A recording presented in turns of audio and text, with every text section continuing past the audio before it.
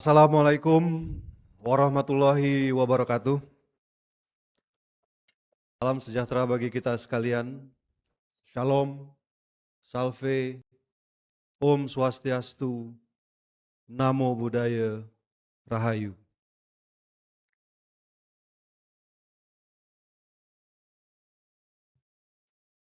Yang saya hormati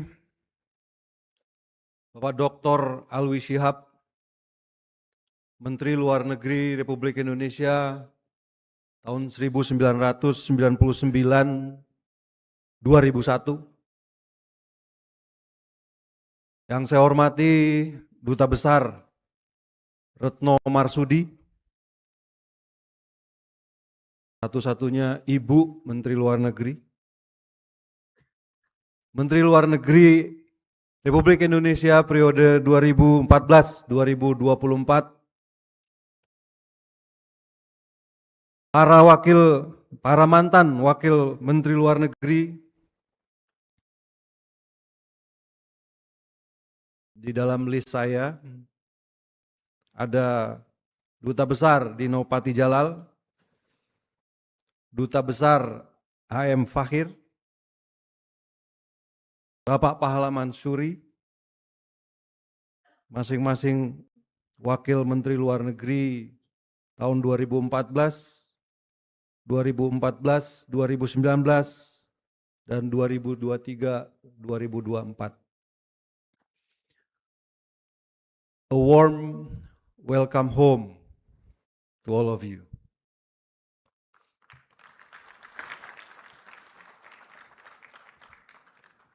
Saya berusaha menjaga supaya Kementerian Luar Negeri, rumah kita bersama ini tetap hangat, tetap kreatif, dan tetap bisa berfungsi dengan sebaik-baiknya untuk kepentingan bangsa dan negara yang kita cintai.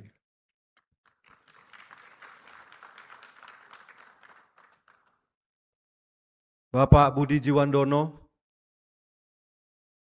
Wakil Ketua Komisi 1 DPR RI, Excellencies, Ambassadors, and Chief of Mission of our friends, pimpinan redaksi, dan rekan-rekan media, selamat kepada tadi yang memperoleh Adam Malik Award dan nominasi-nominasi yang lain. Semuanya menurut saya merupakan media-media yang baik, namun tentu saja hanya ada satu yang terbaik, dan keputusan Dewan Juri biasanya tidak bisa diganggu-gugat. Kalau boleh, semuanya tadi saya masukkan dalam yang terbaik. Terima kasih kehadirannya. Para sesepuh dan senior Kementerian Luar Negeri, para diplomat, dimanapun saudara-saudara berada, di seluruh medan pengabdian, di seluruh dunia. Para pemirsa, hadirin sekalian, baik yang mengikuti acara ini secara daring maupun secara luring. Ibu dan Bapak sekalian yang berbahagia. Saya ingin memulai pernyataan pers tahun 2026 ini dengan menyampaikan kembali duka cita kami yang mendalam atas bencana yang menimpa saudara-saudara kita di Aceh, Sumatera Utara, dan Sumatera Barat, dan beberapa tempat lainnya. Atas nama pribadi dan atas nama Kementerian Luar Negeri, saya mengucapkan belasungkawa kepada seluruh korban yang terdampak. Yakin upaya rekonstruksi dan rehabilitasi yang sedang berlangsung akan segera menunjukkan hasilnya dan menempatkan kembali saudara-saudara kita dalam situasi yang lebih baik. Kepada seluruh pihak yang berada di garis depan penanganan bencana, kami ingin menyampaikan penghargaan dan terima kasih yang setinggi-tingginya, yang sebesar-besarnya atas segala upaya yang telah saudara-saudara lakukan. Bencana ini menegaskan satu hal, bahwa tugas negara adalah melindungi rakyatnya dalam situasi apapun dan dimanapun. Dan dalam konteks ini, diplomasi Indonesia menemukan relevansinya yang paling besar dan paling mendasar. Presiden Prabowo Subianto menegaskan satu prinsip yang sederhana, namun merupakan fondasi kebijakan luar negeri yang selalu kita pegang teguh, bahwa foreign policy begins at home.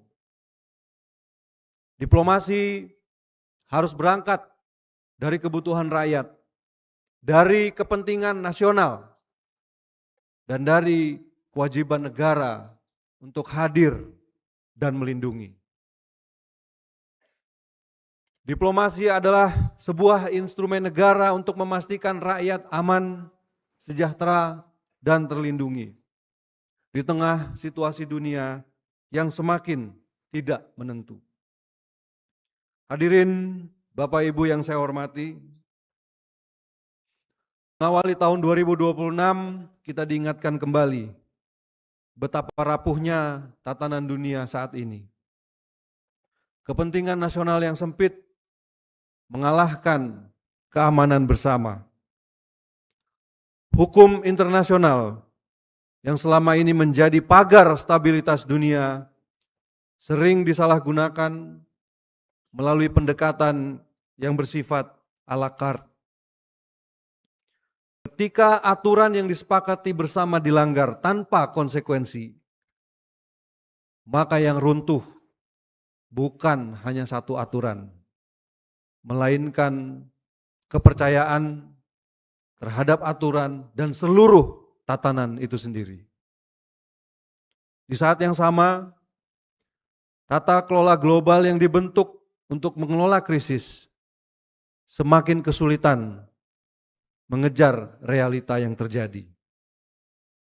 Sejumlah negara kunci juga menarik diri dari tanggung jawab tata kelola dunia. Sejarah terulang kembali, yang kemudian menyebabkan banyak negara yang masuk ke dalam survival mode-nya masing-masing.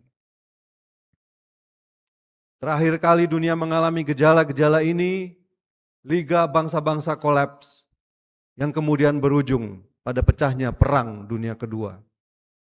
Dan saat ini, dunia bergerak menuju kompetisi yang lebih tajam dan fragmentasi yang lebih dalam, yang ditandai dengan interdependensi ekonomi dan peran signifikan dari aktor non-negara. A multiplex world order, di mana beragam panggung kepentingan, aktor dominan, dan aturan main berjalan beriringan, dan kerjasama yang kian transaksional.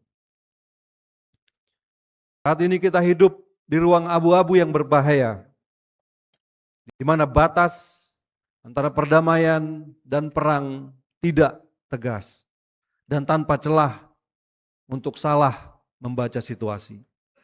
Ini adalah realitas yang kita hadapi bersama, dan bagi Indonesia semua ini membuat pilihan menjadi semakin jelas. Survival adalah soal memiliki ketahanan nasional yang kuat, disertai kapasitas untuk menentukan arah kita sendiri.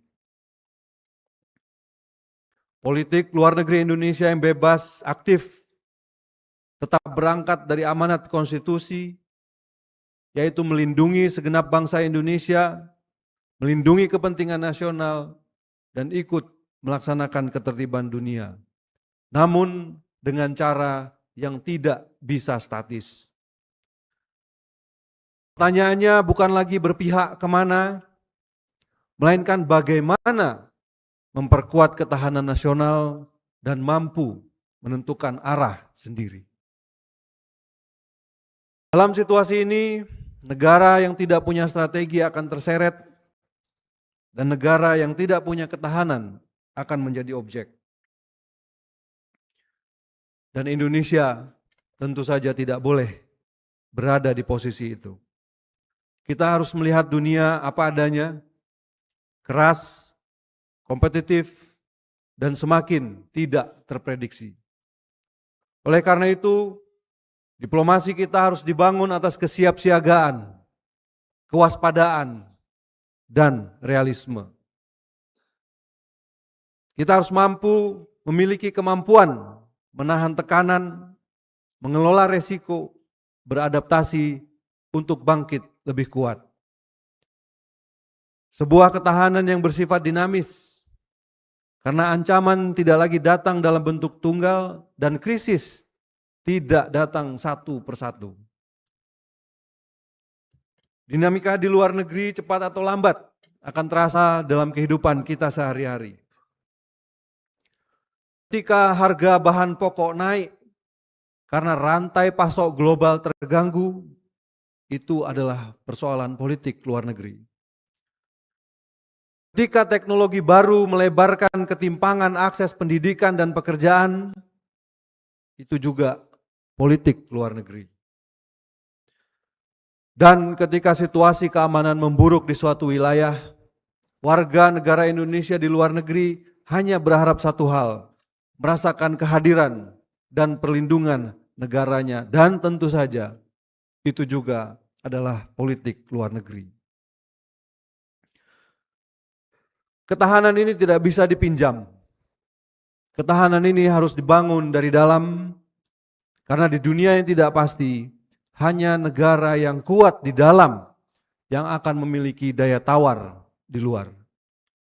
Inilah yang saya maknai sebagai diplomasi ketahanan. Sebuah diplomasi yang tidak reaktif, tetapi adaptif, sebagai pilar fundamental dari politik luar negeri Indonesia. Di bidang kedaulatan dan pertahanan keamanan, stabilitas bukanlah kondisi yang datang dengan sendirinya. Stabilitas harus dikelola, diiringi kepatuhan yang konsisten terhadap hukum internasional. Untuk itu, penyelesaian batas maritim dan darat dengan negara-negara tetangga menjadi prioritas kita. Karena kejelasan batas wilayah adalah prasyarat dari kedaulatan dan stabilitas. Sepanjang tahun 2025, kemajuan signifikan telah dicapai dalam rangka menyelesaikan permasalahan-permasalahan perbatasan, termasuk dengan Malaysia, dengan Timor Leste dan Vietnam. Dan dalam lingkup yang lebih luas, kedaulatan juga memerlukan postur pertahanan yang tangguh dan kerjasama yang strategis. Karenanya pertahanan dan keamanan kita turut dibangun melalui jaringan strategis yang saling menguatkan dengan mitra-mitra kunci. Dalam setahun terakhir, kita menyepakati 7 kerjasama di bidang pertahanan, serta 16 perjanjian penegakan hukum, termasuk diantaranya dengan Australia, Kanada, Prancis, Turki, dan Yordania.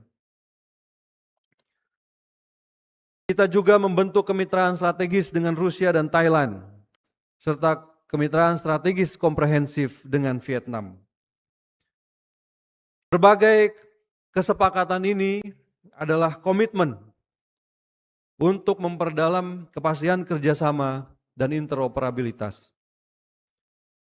Sepanjang 1 tahun terakhir juga, kita telah melakukan 4 dialog 2+2 dengan Menteri Luar Negeri dan Menteri Pertahanan negara mitra kunci, yaitu Tiongkok, Jepang, Australia, dan baru saja di awal tahun ini dengan Turki. 4 pertemuan 2+2 dalam 1 tahun terakhir mencerminkan sebuah kesadaran strategis bahwa di tengah dunia yang semakin tidak dapat diprediksi, diplomasi dan pertahanan menjadi satu hal yang tidak terpisahkan. Ketika resiko salah hitung meningkat dan persepsi menjadi faktor kunci. Sinergi kebijakan luar negeri dan pertahanan adalah instrumen stabilisasi.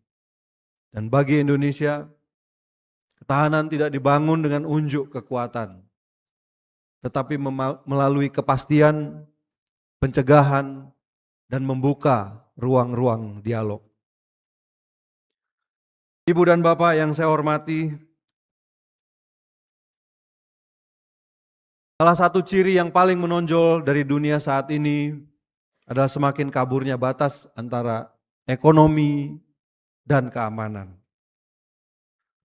Kebijakan perdagangan, investasi, dan teknologi semakin sering digunakan sebagai instrumen geopolitik. Weaponization of economic policies is a sign of our time today. Dan dalam kenyataan baru ini, kekuatan ekonomi suatu negara tidak lagi semata diukur dari angka pertumbuhannya, namun juga dari kemampuannya untuk bertahan dan beradaptasi. Sebagai bagian dari komunitas internasional, Indonesia juga tidak kebal terhadap realitas ini. Berdasarkan pasal 33 Undang-Undang Dasar 1945,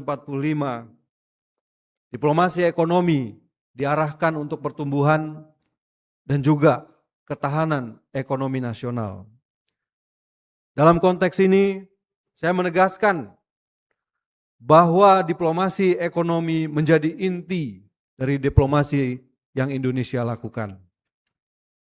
Di tengah perlambatan ekonomi global dan economic coercion, Indonesia hadir dengan fondasi yang kokoh, dengan angka pertumbuhan yang berada di atas rata-rata dunia, dengan inflasi yang terkendali, surplus perdagangan dan tingkat realisasi investasi yang tetap tinggi. Fondasi ekonomi yang stabil ini memperkuat posisi Indonesia di panggung dunia dan juga menopang peran aktif Indonesia yang berkelanjutan. Dan untuk mempertahankan peran tersebut, Indonesia harus mampu mengamankan masa depannya sendiri. Disinilah kemandirian ekonomi menjadi sesuatu yang krusial. Untuk mengurangi kerentanan yang sistemik, Indonesia berkontribusi memperkuat financial inclusion, termasuk melalui mekanisme inovatif seperti KRIS. Berkat upaya diplomasi kita, KRIS telah memfasilitasi transaksi lintas batas di berbagai negara seperti Thailand, Malaysia, Tiongkok, dan Jepang. Dan Kementerian Luar Negeri berkomitmen penuh untuk terus mendukung agenda-agenda ini. Sepanjang tahun 2025, Indonesia menyepakati 3 perjanjian kerjasama ekonomi dengan Kanada, Peru, dan Eurasian Economic Union.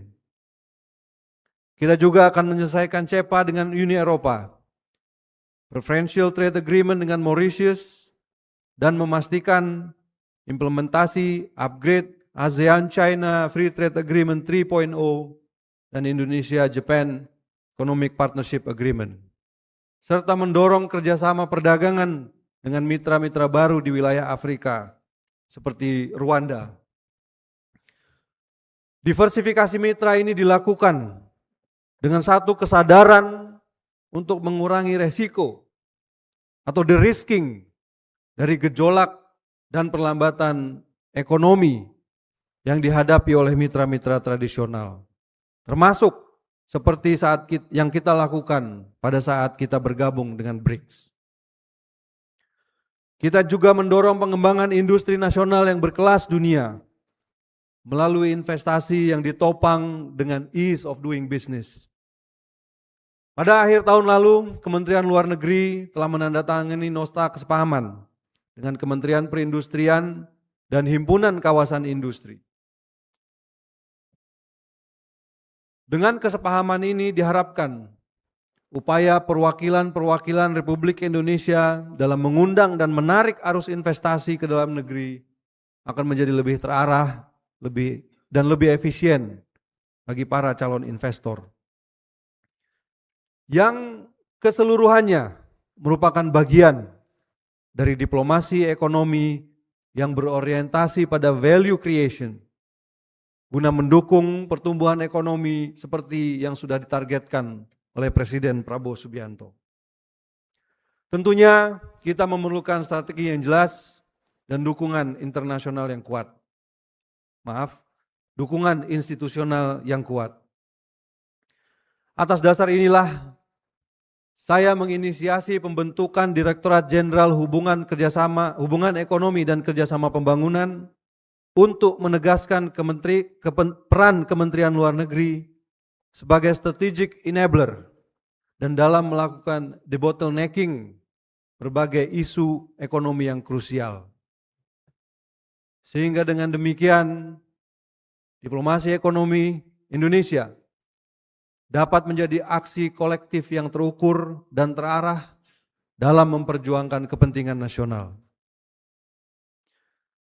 Pada saat yang sama, diplomasi dijalankan sebagai instrumen strategis pembangunan nasional dalam mendukung ketahanan pangan dan energi. Guna menunjang pelaksanaan program makan bergizi gratis, Indonesia telah menggalang kerjasama dengan School Meals Coalition, badan-badan dunia terkait, serta negara-negara mitra, di mana saat ini keberhasilan menyediakan makan bagi lebih dari 55 juta anak sekolah, ibu hamil dan menyusui mulai menjadi referensi.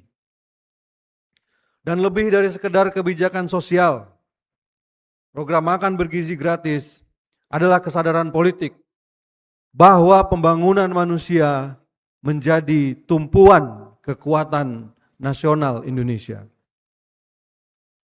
Dalam membangun ketahanan nasional, pemenuhan energi juga merupakan sebuah kebutuhan strategis. Di tengah ketidakpastian, ketergantungan energi harus kita hindari dari pihak-pihak eksternal. Diplomasi Indonesia juga diarahkan untuk mewujudkan swasembada energi dan memastikan transisi serta bauran energi yang adil dan terjangkau. Ini semua merupakan investasi jangka panjang bagi masa depan bangsa, sekaligus kontribusi nyata Indonesia dalam pencapaian Sustainable Development Goals dan pertumbuhan ekonomi nasional. Bapak dan Ibu yang saya hormati, ketahanan nasional juga harus didukung, diukur dari seberapa jauh negara hadir untuk melindungi warganya. Perlindungan warga negara Indonesia, maaf, ini PPTM saya yang kedua, tapi tetap aja saya merasa nervous. Apalagi ada senior-senior menteri luar negeri di depan saya. Perlindungan warga negara Indonesia tetap menjadi pilar utama diplomasi Indonesia. Sejalan dengan amanat konstitusi untuk melindungi segenap bangsa Indonesia. Dan sepanjang tahun 2025, Indonesia telah memulangkan 27.768 warga negara Indonesia dari berbagai situasi krisis. Mulai dari konflik bersenjata hingga kejahatan transnasional seperti online scam dan judi daring. Untuk itu, saya juga ingin menyampaikan terima kasih dan penghargaan saya yang setinggi-tingginya kepada semua perwakilan Indonesia di luar negeri yang selama ini terlibat langsung dalam upaya pembebasan warga negara Indonesia, penyelesaian masalah-masalah yang terjadi, dan pemulangan warga negara Indonesia kembali ke tanah air. Saudara-saudara mungkin tidak terlihat, saudara-saudara mungkin tidak terdengar, tapi percayalah, apa yang saudara-saudara lakukan menunjukkan bahwa bahwa pemerintah Republik Indonesia hadir untuk melindungi warga negaranya dimanapun berada. Ke depan, Kementerian Luar Negeri akan terus memperkuat kemitraan, kesiapsiagaan perwakilan, sistem peringatan dini, dan juga digitalisasi layanan. Kemudian pada saat yang sama kita memprioritaskan pemberdayaan diaspora juga sebagai subjek pembangunan dan aset dari ketahanan nasional. Untuk tujuan itu, saya telah membentuk sebuah unit kerja khusus di Kementerian Luar Negeri agar kebijakan pemberdayaan diaspora lebih terkoordinasi dan lebih berdampak. Beberapa inisiatif yang kita dorong bersama dengan kementerian dan lembaga lain ditujukan untuk mendukung kemudahan mobilitas dan membuka kesempatan yang lebih luas bagi diaspora untuk bekerja dan berkontribusi di tanah airnya. Inisiatif tersebut diantaranya yaitu identitas tunggal nomor induk diaspora dan pembangunan satu data diaspora. Tujuannya satu, memastikan peran diaspora diakui, dihargai, dan dioptimalkan bagi pembangunan nasional. Ibu Bapak yang saya hormati, tentu saja ketahanan nasional juga harus didukung oleh kawasan yang stabil dan dapat diprediksi. Disinilah relevansi ASEAN menjadi semakin krusial. Presiden Prabowo telah menegaskan, in the current situation of geopolitical uncertainty, the stronger ASEAN is, the more we will be heard. Namun ASEAN hanya akan kuat jika kesatuan dan sentralitas ASEAN terus dijaga dan diperjuangkan bersama. Dinamika ASEAN sepanjang tahun lalu, utamanya krisis antar negara ASEAN, menunjukkan bahwa perdamaian di Asia Tenggara adalah sesuatu yang tidak boleh dan tidak bisa kita abaikan. Bahkan dalam momentum 50 tahun Treaty of Amity Cooperation tahun ini, kita menyaksikan prinsip-prinsipnya dilemahkan. Karena itu, Indonesia mengajak dan menyerukan agar ASEAN kembali pada tujuan awal untuk menjaga kawasan ini menjadi ruang damai, bebas dari unjuk kekuatan, dan berorientasi pada kesejahteraan rakyatnya. Di luar kawasan, memang logika hard power semakin menguat. Tetapi di kawasan ini, ada aturan, tradisi, dan kebijaksanaan yang harus kita ikuti bersama. Inilah mengapa, maaf, saya minta izin untuk minum. Bu Retno, Pak Alwi.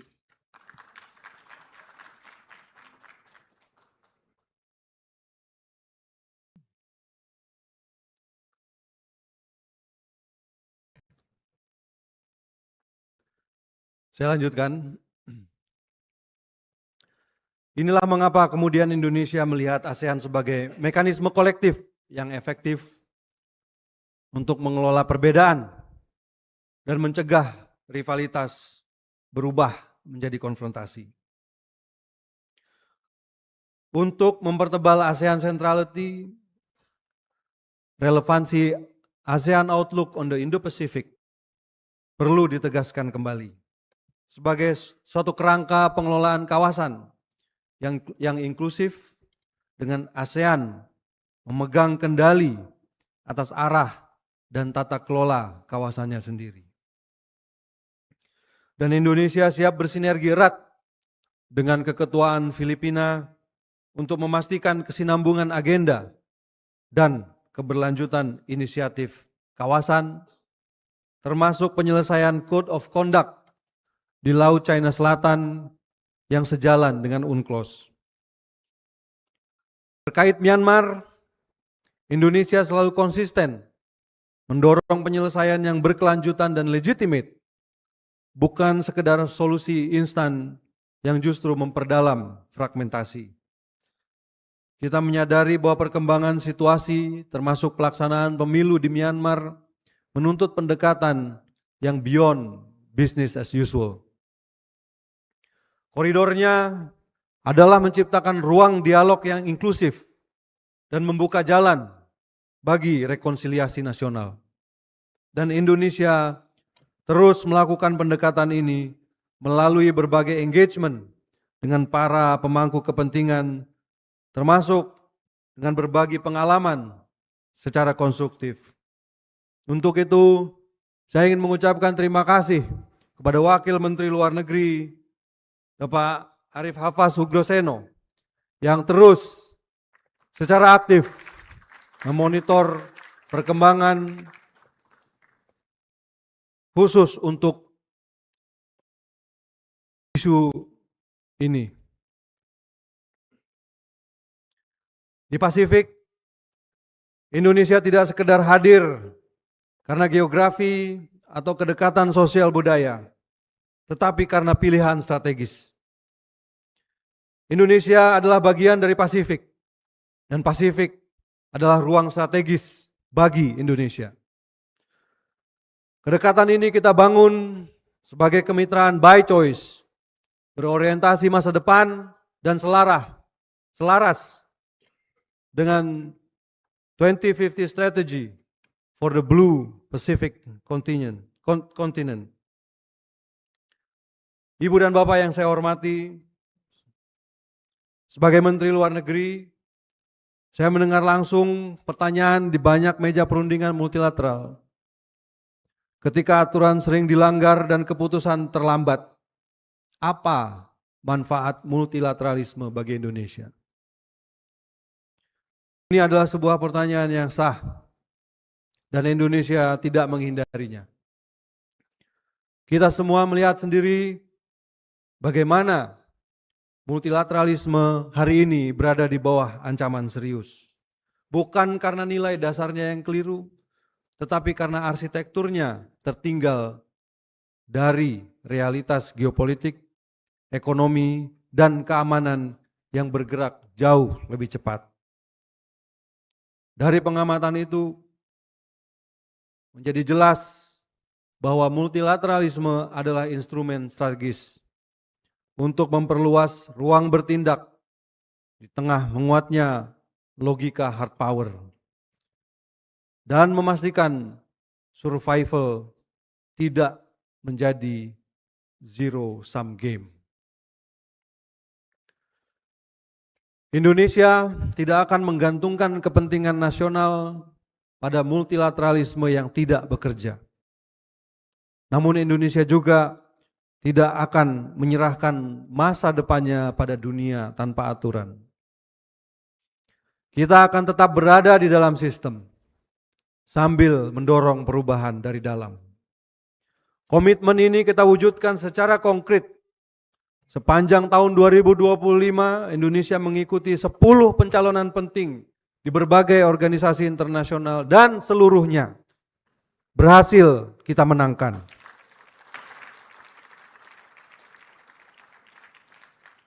Ini bukan sekedar angka, tapi soal pengaruh dan dampak dan wujud kepercayaan kita terhadap prinsip-prinsip multilateralisme itu sendiri.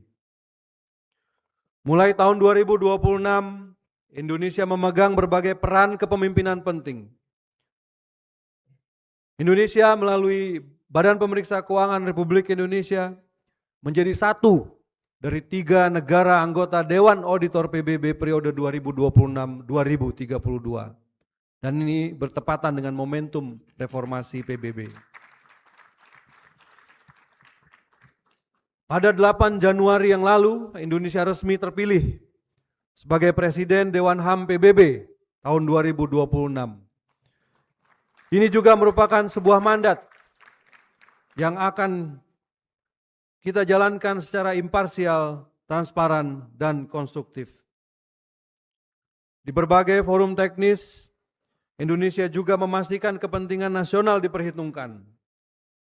Mulai dari standar keselamatan pelayaran di International Maritime Organization, hingga penguatan konektivitas pos dunia di Universal Postal Union yang berdampak langsung pada UMKM dan e-commerce. Dan saya mengucapkan terima kasih saya khususnya kepada Wakil Menteri Luar Negeri Armanata Nasir yang telah menggawangi, membina dan membimbing upaya-upaya diplomasi Indonesia di panggung multilateral. Rule setting adalah bukti multilateralisme dapat bekerja dan berdampak langsung bagi kehidupan kita. Dan Indonesia juga menyadari bahwa tantangan utama PBB hari ini adalah bagaimana memastikan reformasi di tubuhnya tidak sebatas wacana belaka. Oleh karena itu, dalam momentum 8 tahun PBB, Indonesia secara aktif terlibat dalam berbagai inisiatif UNAT. Arah yang kita dorong konkret, PBB harus lebih responsif, efisien, dan berdampak nyata di lapangan. Atas dasar inilah, Indonesia kembali mencalonkan diri sebagai anggota tidak tetap Dewan Keamanan Perserikatan Bangsa-Bangsa tahun 2029-2030. Hal ini kita lakukan bukan untuk prestis semata, tetapi untuk memastikan bahwa sistem tetap berfungsi, bahkan di tekanan yang semakin besar, dan sebuah upaya menunjukkan komitmen Indonesia untuk memperbaiki dan mereformasi institusi multilateral.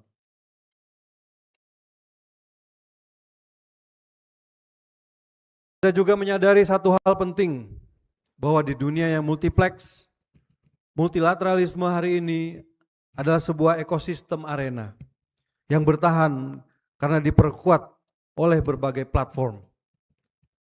Ketahanan nasional dibangun dengan hadir secara konsisten di arena-arena itu, dengan prinsip yang jelas dan arah yang kita tentukan sendiri.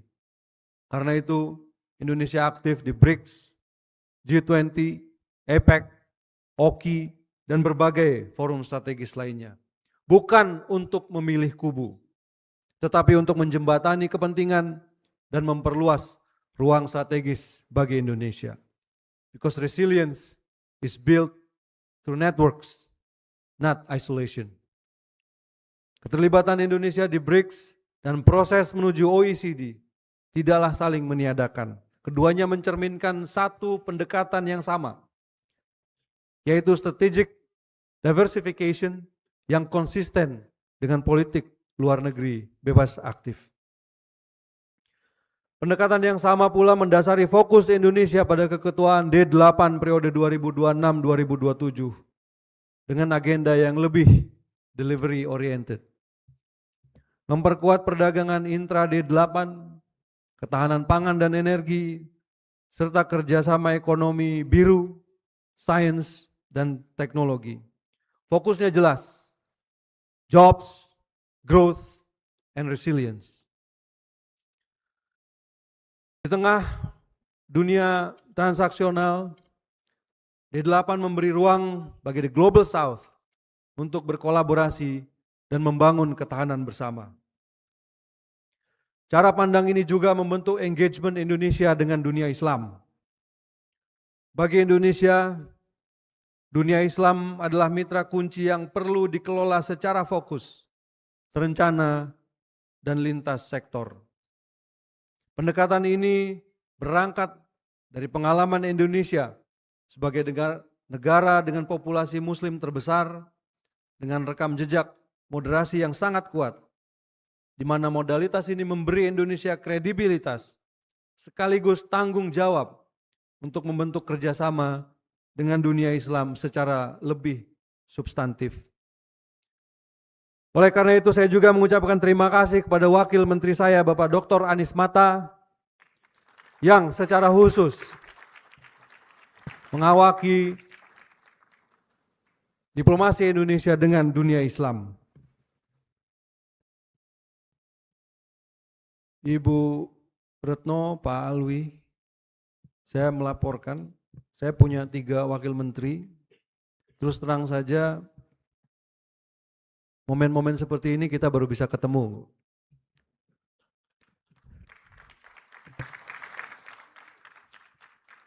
Masing-masing beliau ada di mana-mana dengan urusan dan tanggung jawabnya masing-masing, dan sejujurnya saya merasa masih kurang 3 ini.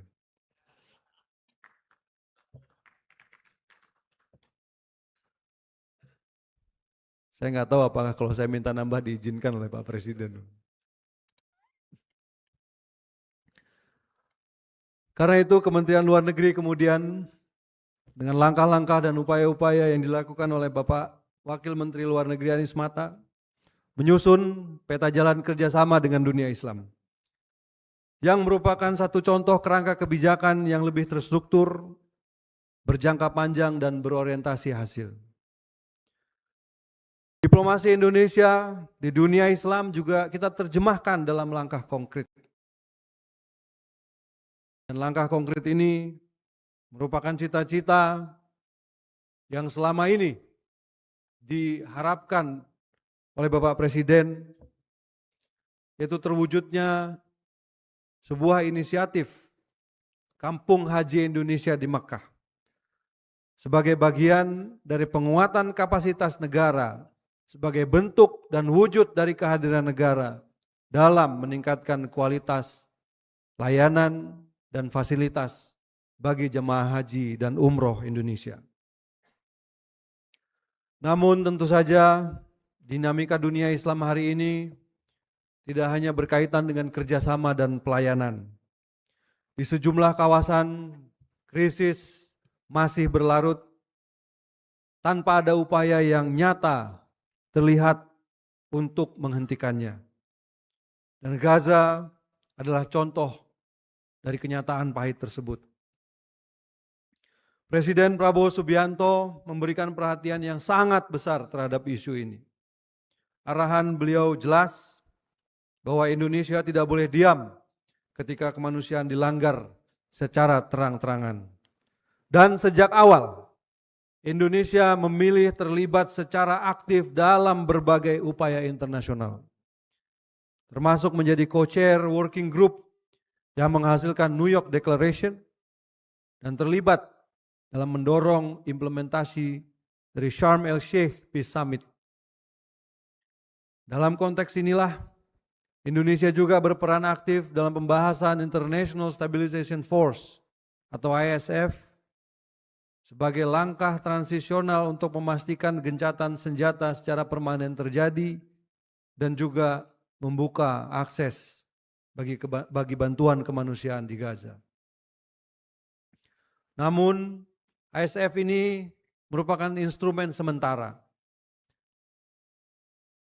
Perdamaian melalui solusi 2 negara tetap merupakan tujuan akhir.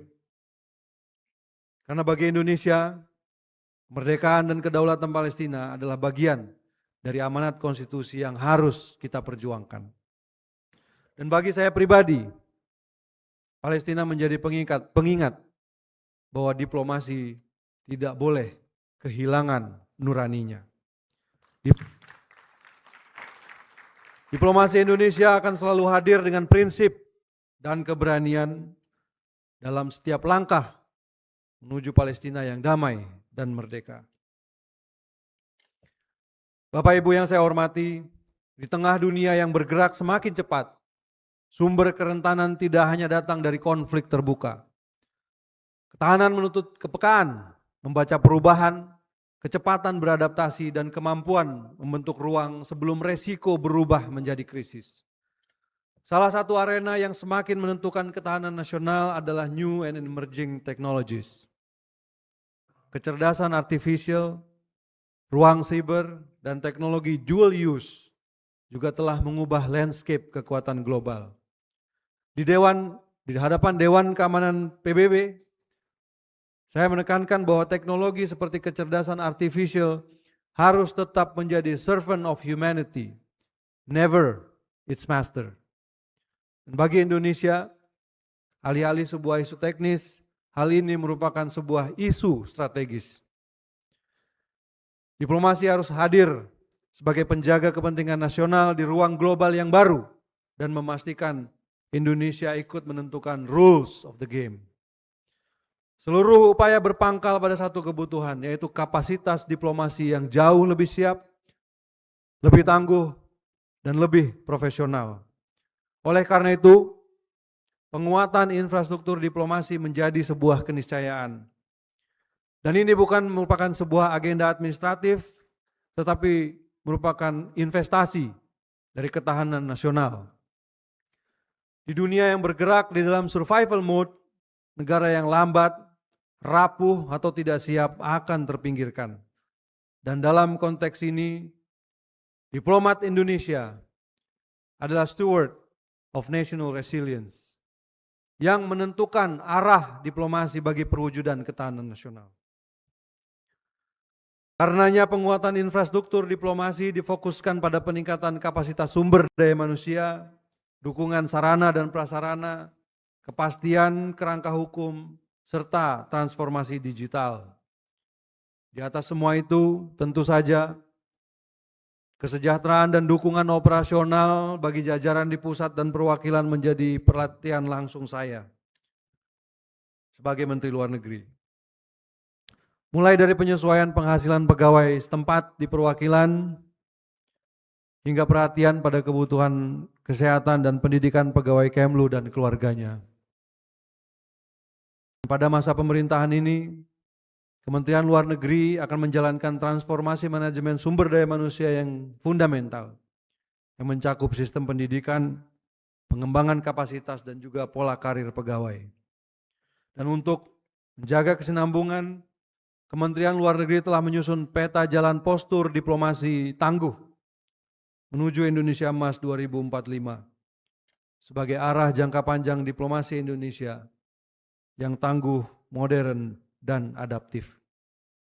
Penguatan ini disertai komitmen integritas melalui zona integritas menuju wilayah bebas dari korupsi dan wilayah birokrasi bersih dan melayani untuk menjaga kepercayaan publik terhadap diplomasi Indonesia.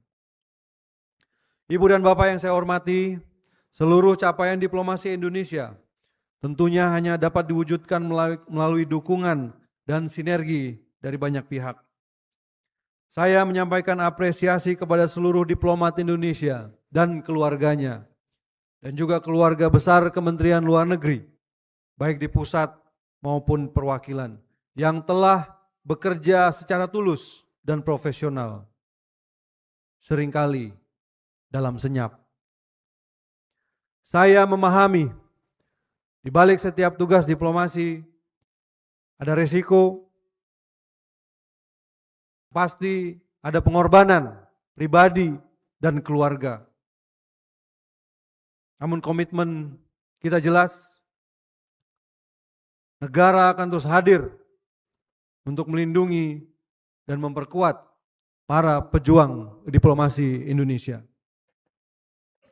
Kepada rekan-rekan media, saya berterima kasih atas profesionalisme dan dedikasi dalam menggaungkan diplomasi secara akurat dan bertanggung jawab. Dan kami juga menitipkan harapan agar semua media dapat terus mengedepankan kepentingan nasional dalam menjalankan tugasnya. Dan tentunya kepada para mitra kerja Kementerian Luar Negeri, Komisi 1, DPR RI, kementerian dan lembaga, LSM, BUMN, pihak swasta, think tank, dan sivitas akademika, perwakilan negara sahabat, serta organisasi-organisasi internasional.